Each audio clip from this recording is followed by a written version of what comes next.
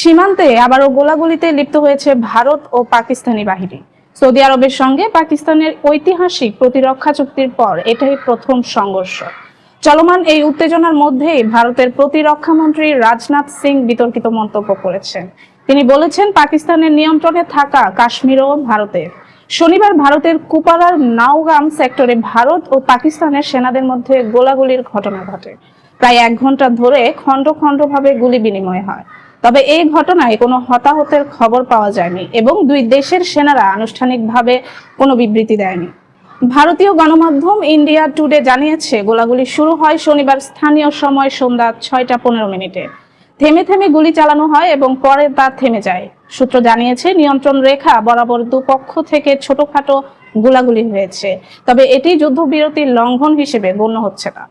এই ঘটনায় কোনো বড় ধরনের ক্ষতি বা প্রাণহানি ঘটেনি। এলাকায় সেনাদের নজরদারি রয়েছে। এর আগে মে মাসে ভারতের পক্ষ থেকে অপারেশন সিঁদুর চালানো হয়েছিল, যা দুই দেশের মধ্যে উত্তেজনা বৃদ্ধি করেছিল।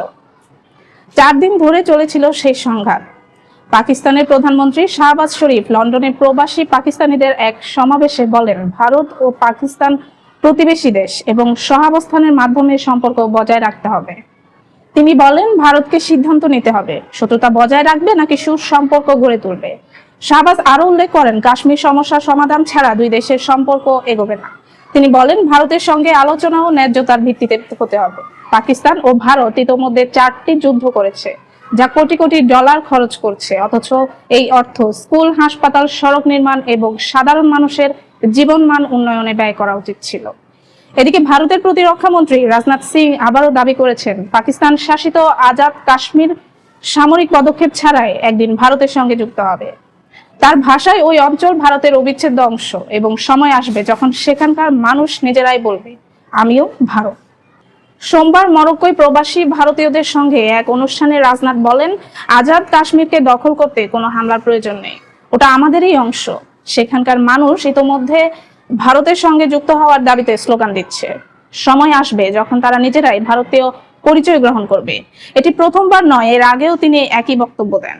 রাজনাথের এই মন্তব্য এমন এক সময় এলো যখন ভারতের বিরোধী রাজনৈতিক দলগুলো সরকারের কঠোর সমালোচনা করছে।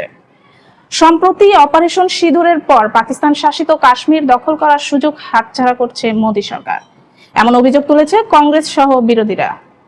তাদের মতে তখনই সবচেয়ে অনুকূল সময় ছিল, কিন্তু সরকার রাজনৈতিক সদিচ্ছার অভাবে পদক্ষেপ নেয়নি।